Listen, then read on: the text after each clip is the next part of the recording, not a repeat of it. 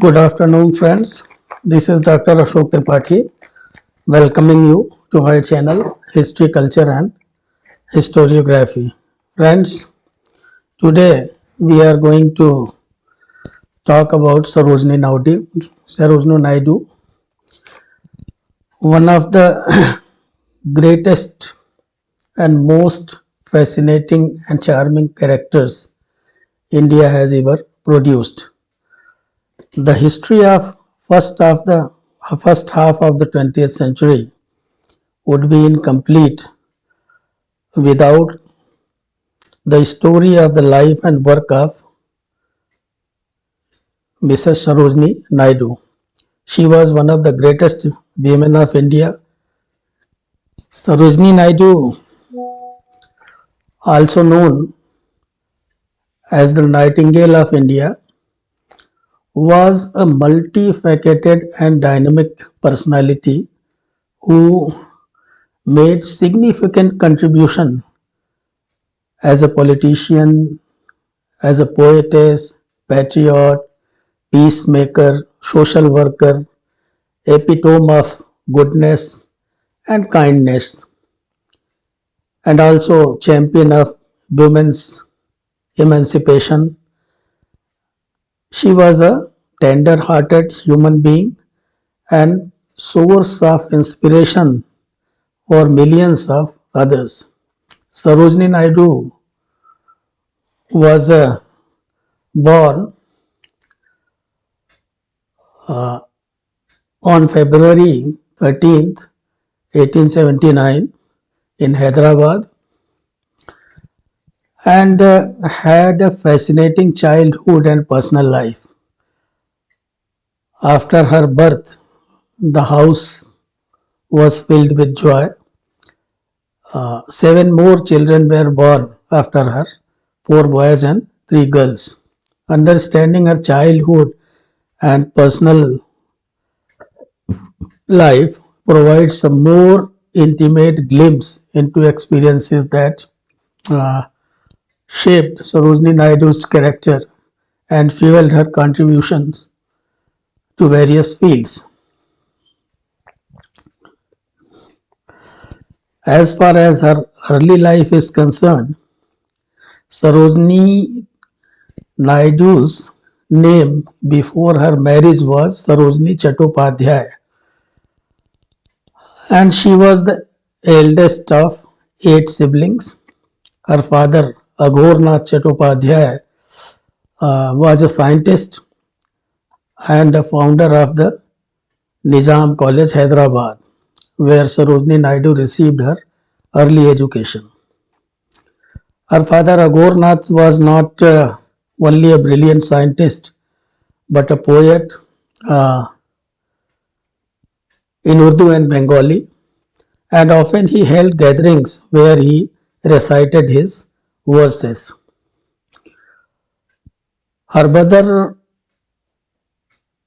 Varda Sundari, was an ephemeral and visionary character.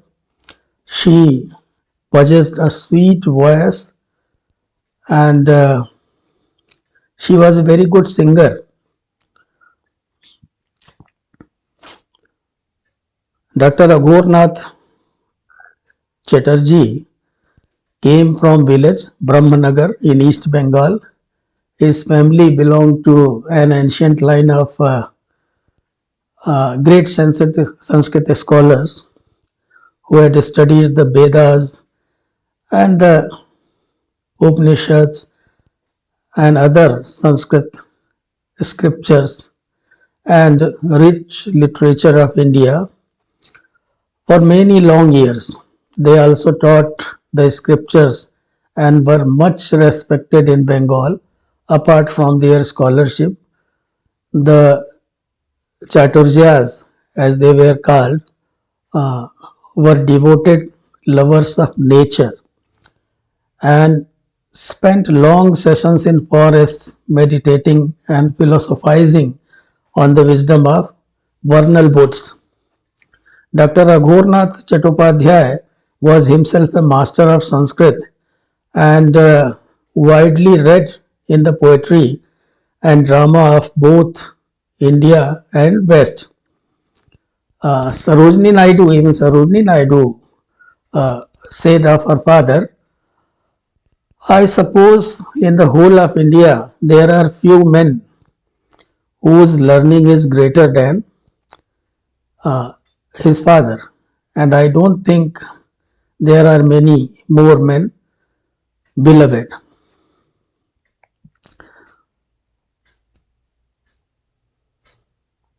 As far as her education is concerned, she was very fluent in several languages, including Urdu, Telugu, Bengali, and English. She went to school early and was one of the cleverest pupils. Her school studies, however, did not interest her uh, as much as the teaching she received in her home. Her father wanted her to be a real adept at English, a language which in her early childhood she seemed to have been reluctant to learn.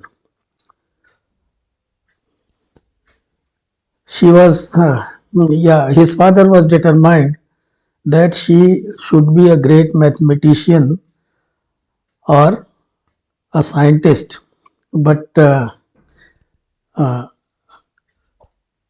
she wanted to learn literature. At 13, Sarojini Naidu wrote a very long poem entitled Lady of the Lake. Uh, it was a poem uh, of 1300 lines in 6 days. 1300 lines, and she wrote this poem in 6 days. At 13, she wrote a drama of 2000 lines. She was therefore sent to Madras, where she passed her 12th year in the first class. She also pursued her higher education at King's College London and later at Girton College, Cambridge, becoming one of the first Indian women to study abroad. It was her association with the English countryside that she developed her poetry, choosing as her subject the flowers, the birds, and village life of England.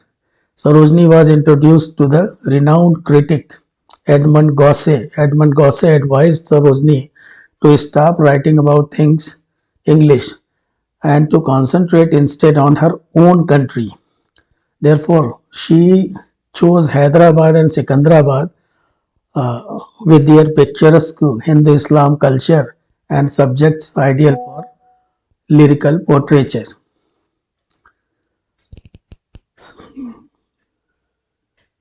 She was married to Dr. Govind Rajulu Naidu, a non-Brahmin and a physician. When in England, she fell in love with Mr. Naidu, a South Indian, and she married him. So after her marriage, uh, she became Naidu, and after her marriage, she was known as Sarojini Naidu. This intercaste marriage was a very bold step or very bold move at that time. The beginning of Sarojini's love for Dr. Govindarajulu Naidu occurred after her matriculation. You can say at an early age. The couple had 5 children: Jayasuriya, Padmaja, Randhir, Leela, and Prakash. Even in her early years, Sarojini displayed a keen interest in literature and writing poetry.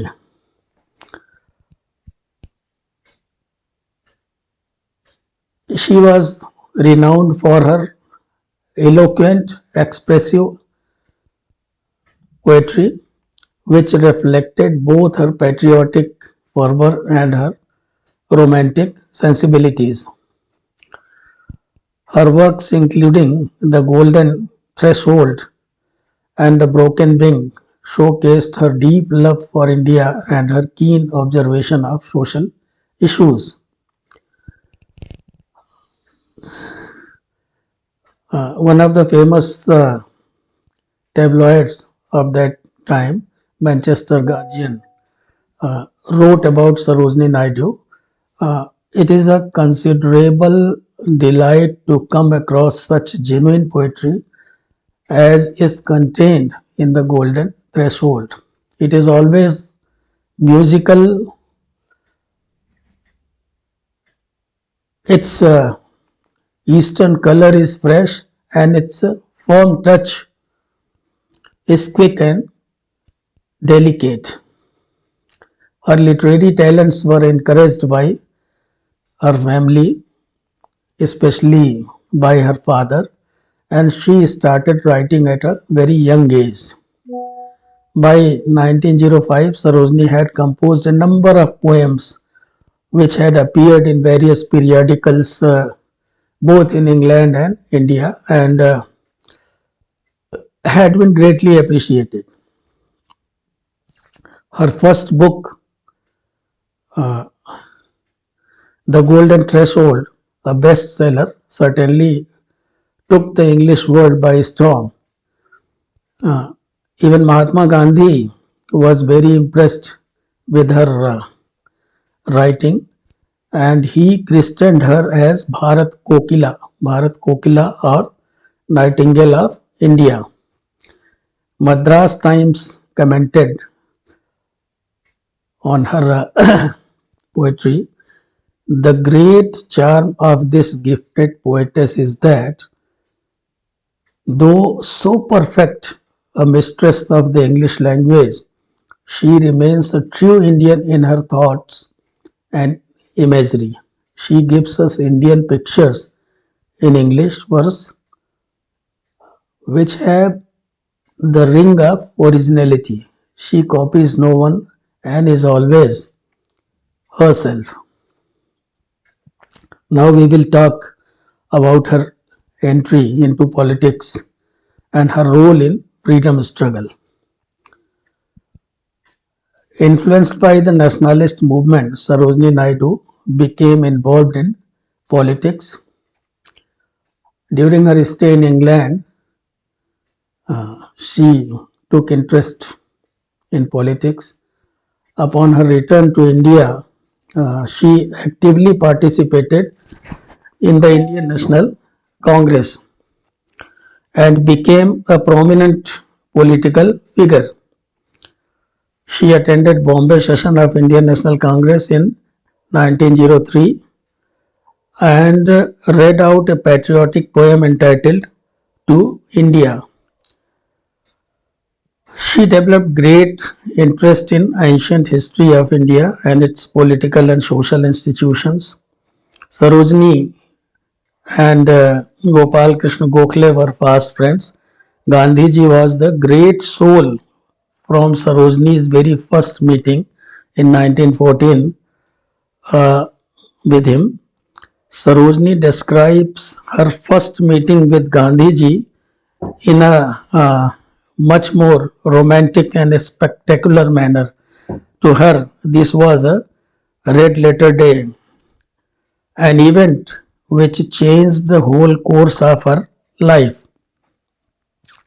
Sarojini Naidu fought against indentured labor, popularly known as Girmitia system, and the plight of indentured women, especially with Mahatma Gandhi. And it was indentured system was abolished in 1918. She became the first Indian woman president of Indian National Congress in 1925 and actively participated in different activities of Indian National Congress. She was very active in Indian freedom struggle or Indian independence movement, participating in various protests like Partition of Bengal 1905, Non-Cooperation Movement, Salt Satyagraha, Quit India Movement, etc., and advocating for the rights of Indians.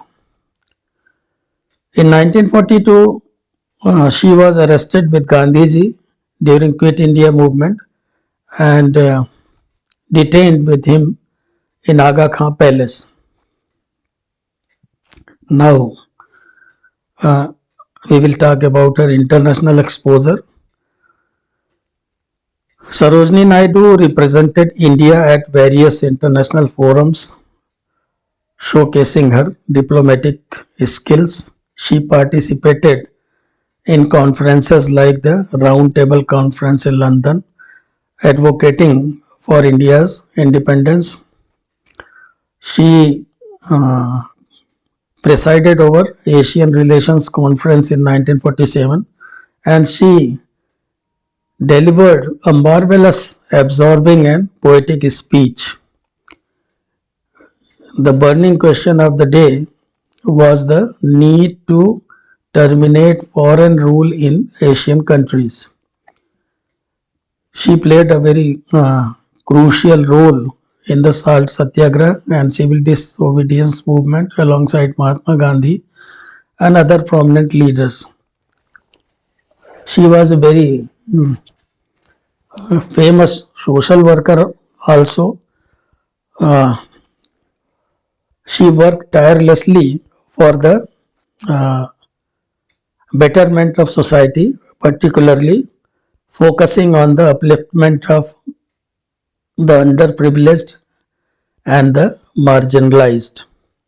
She fearlessly condemned evil customs such as infant marriage, Varshulkam, Kanya Shulkam, notches, extravagant expenditure on social and religious occasions, and the glaring disparity of age between girls and men when marriages were arranged.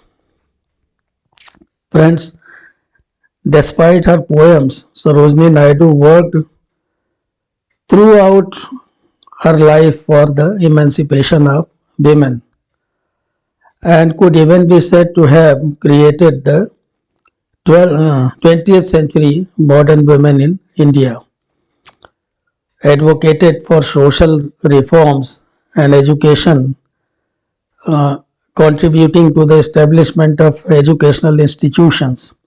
She played an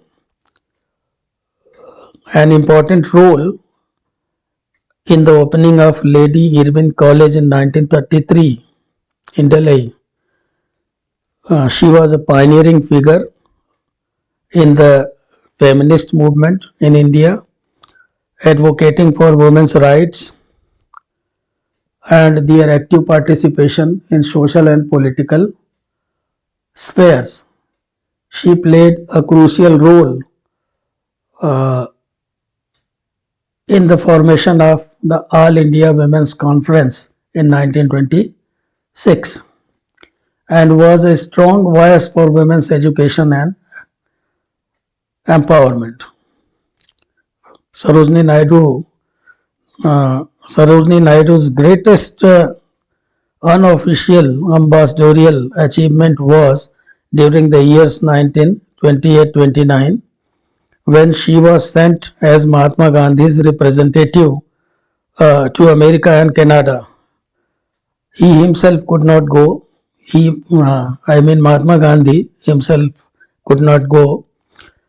And Sarojini was chosen not only to be the mouthpiece of Congress but indirectly to counteract the effects of uh, Miss Catherine Mayo's book Mother India in the West. Catherine Mayo had portrayed uh, a dark and bleak state of India, uh, or Indian society, particularly the condition of women. When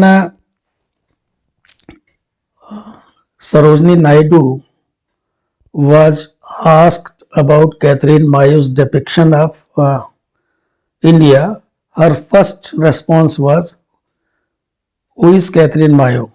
I don't know her." So she was successful in clearing most of the misconceptions about India.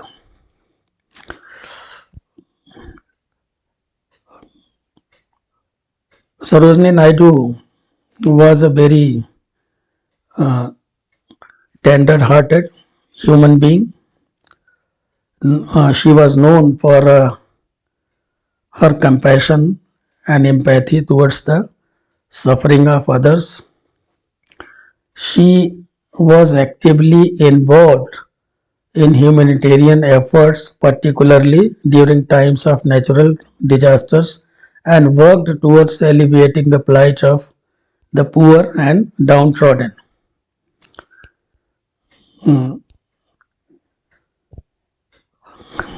Her dressing sense was very peculiar. She loved Bengal but often criticized the ladies for wearing too much white. Often she asked women, why don't you wear bright colors? The beautiful colors of the rainbow. She would ask, why just white and pale pastel shades? Her biographer Padmini Sen Gupta had mentioned a very interesting episode in this regard. Once Sarojini Naidu was staying with Dr. V.C. Rai in Calcutta when the engagement party of one of his relations took place. The prospective bride, dressed in palest pink, sat in the midst of her many friends, all more or less dressed in light colored or white saris. Suddenly, Sarojini Naidu uh, entered in brightest peacock blue, looking more like the bride than the bride herself. She sat amidst them in her splendor and cried, "Why is the girl getting engaged in such pale clothes? Why is she not dressed in a bright color?" Uh, as far as her later years, I mean after independence, is concerned, after India gained independence, Sarojini Naidu was appointed as the governor of United Provinces, present day Uttar Pradesh, becoming the first woman to hold uh, the position. Sir Francis Valley, the last British governor of the United Provinces or Uttar Pradesh, wrote to Sarojini Naidu, uh, the governor designate. He wrote, "I am waiting to hand over. When are you coming? Or when are you arriving?" Sarojini Naidu replied in her inevitable bantering style, "I shall come with a notebook and pencil to learn the art of administration from you."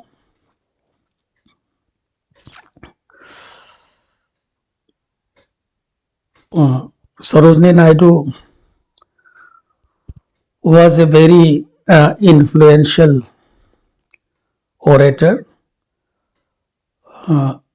and she possessed extraordinary or exceptional oratory skills, making her a powerful and influential speaker. Sarojini Naidu ranks among the best speakers in English whom India has ever produced. Even Rabindranath Tagore was very fond of her speeches. As her main subjects were national freedom, the emancipation of women, message to the youth of India, and Hindu-Muslim unity, she was in great demand in all parts of India as a speaker. The moment it was realized that a young Indian girl with a golden voice was available, Sarojini concentrated mostly on these four subjects, which were the burning topics of the day.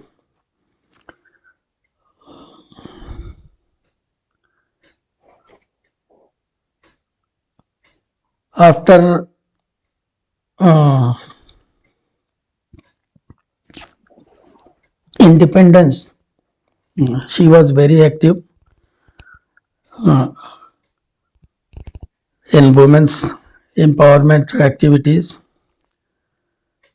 Sarojini Naidu passed away on March 2nd, 1949 at the age of 70. Her legacy lives on and she is remembered as a uh, trailblazer in the Indian politics, literature, and women's rights.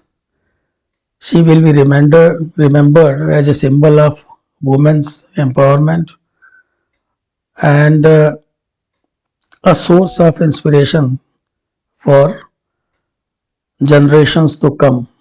Her contributions continue to influence the fields of politics, literature, and social work. And I want to recite a poem written by Sarojini Naidu. I think uh, I read this poem when I was studying in high school. This poem was prescribed in our textbook. Weavers weaving at break of day, why do you weave a garment so gay? Blue as wing of a halcyon wild, we weave the robes of a newborn child. Weavers weaving at fall of night, why do you weave a garment so bright? Like the plumes of a peacock, purple and green, we weave the marriage veils of a queen. Weavers weaving solemn and still. What do you weave in the moonlight chill? White as a feather and white as a cloud, we weave a dead man's funeral shroud. This poem has a symbolic meaning which represents different stages of human life: childhood, young days, and uh, old age, and death.